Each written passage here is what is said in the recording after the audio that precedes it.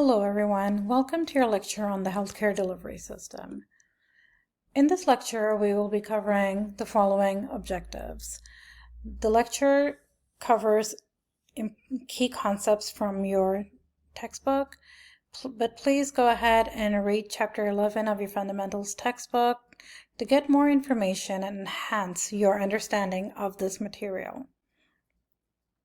A well-functioning healthcare system. What is a well-functioning healthcare system? In order to create an image of it, the Institute of Medicine's vision of a healthcare system describes it as a safe, effective, patient-centered, timely, and equitable. The Institute of Health's 2007 triple aim, which is now quadruple aim, has 4 components: improving the experience of care, improving the health of a population, reducing per capita cost, and promoting well-being of the care team. The big picture issues in healthcare include access to healthcare, quality and safety, and affordability. And to improve access to healthcare, the Patient Protection and Affordable Care Act, the PPACA of 2010, expanded coverage, controlled healthcare costs, improved healthcare delivery systems, provided Medicaid for qualifying people, provided a new way to get health insurance through the health insurance marketplace, which made it easy for people to find health insurance that fits their budget. It also provided coverage for undocumented persons. Quality and safety. The Reliable Care Accountability Matrix. Paying for performance and value-based purchasing, penalties for excess readmissions. What does this even mean? It basically created accountability for the care that is provided. Insurance companies now pay for performance and value-based purchasing. They also give penalties to hospitals and facilities that have excess readmissions. What are readmissions? For example, if a patient was admitted to the hospital for pneumonia and did not receive effective care and was discharged home, and they returned back to the hospital because they did not get better, that is considered a readmission. And insurance companies give penalties to facilities that have excess readmissions because it clearly is an indication of lack of quality and safety. Affordability. How can we make healthcare affordable? There are different ways of paying for a healthcare system, for healthcare delivery. We have multi-payer systems, single-payer systems, DRGs, RUGs, we have bundled payments, rate setting, comparative effectiveness analysis, and increased patient cost sharing. Please look at these in your textbook and read over the descriptions and how they work. Levels of care. The 3 different levels of care in healthcare are primary, which is treatment for common health problems; secondary, treatment of problems requiring more specialized clinical expertise; and tertiary health care, which is management of rare and complex disorders. Please look at Table 11.2 in Chapter 11 of your textbook to read a description of each of these and examples.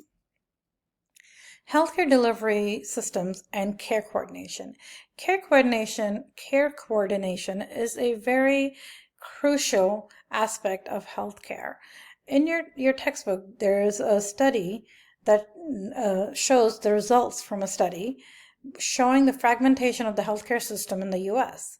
And according to the results, patients and families navigate unassisted across different providers and care settings. There is poor communication and lack of clear accountability for a patient. There is absence of peer accountability, quality improvement infrastructure, and clinical information systems. High-cost, intensive medical intervention is rewarded over higher-value primary care, which includes preventative medicine and the management of chronic illness. If you look at this list here, we can see how a client can get lost in the system without proper guidance. Paying for healthcare. There are different ways of paying for healthcare. We have out-of-pocket payments, individual private insurances, employer-based private insurance, government financing, Medicare, Medicaid, the CHIP program, and the Veterans program. How can we reduce these costs? Costs can be reduced through utilizing quality improvement tools to reduce waste and improve safety, improving transitions across settings, making the delivery of medical services more efficient and less costly, eliminating unnecessary costs such as fraud and abuse situations, improving population health. There are different types of healthcare settings. These include hospitals, primary care centers, ambulatory care centers, home health care, extended care services, specialized care centers, healthcare services for the seriously ill and dying, such as hospice and palliative care. The different types of care and clients. Acute care. Acute care services are used to treat active, sudden, often unexpected, urgent, emergent episodes of injury, illness that can lead to death or disability without rapid interventions. The 6 domains of acute care include trauma care, emergency care, urgent care, short-term stabilization, pre-hospital care, and critical care. Long-term support services provide services to individuals with long-term chronic conditions, disability, or frailty, and encompasses human assistance, assistive technologies and devices, environmental modifications, care, and service coordination on a regular intermittent basis. This includes extended care facilities, ambulatory care centers, home health care agencies. There are 2 different classifications for patients. You have inpatient. Clients admitted to the healthcare facility, the length of stay is limited to the amount of time that the client requires 24-hour care. Outpatient clients are clients who receive treatment at a healthcare facility, but they do not stay overnight. There are different types of healthcare facilities provide different types of care.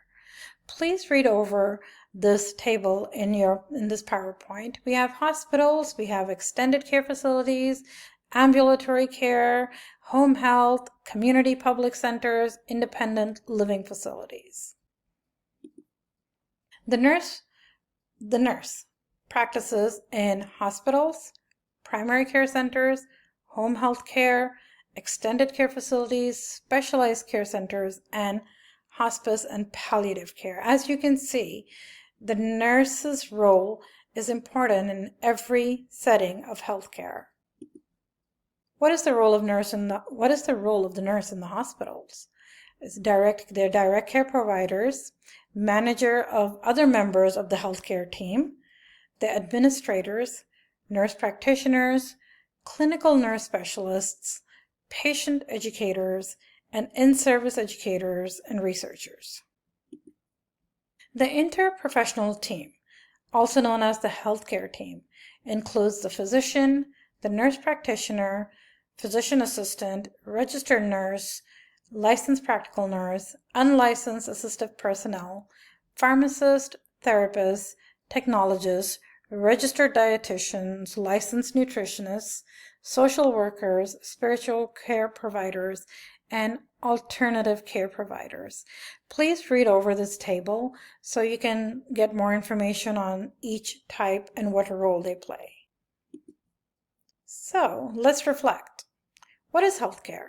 Is it a right, a privilege, obligation of a moral society?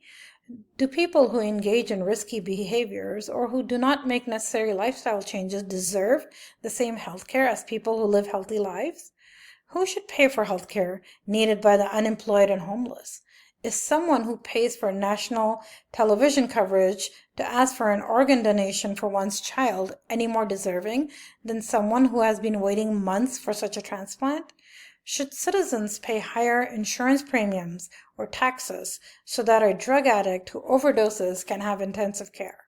Should undocumented workers in the United States have the same access to health care as U.S. citizens?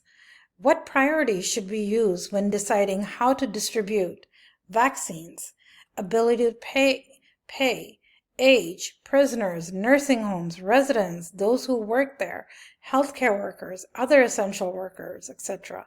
Should vaccination status be used as a criterion for allocating critical care beds, ventilators, or other therapies that are in short supply? If 20 people need a heart transplant and only one heart is available, who decides who gets another chance at life, and how should these decisions be made? Reflect on this, because this is how we reform healthcare and how we find our strengths and our weaknesses. Healthcare reform. What is your role as a nurse? What is your role as a future nurse? You will take part in shaping healthcare for the future. Address health-related problems, propose solutions, increase your education and become advanced practice nurses, DNPs, or get a PhD. Provide holistic care, promote health, and prevent illness. Please take some time and review the Test Your Knowledge questions at the end of this PowerPoint. I did provide slides with the answers, and I will see you in class.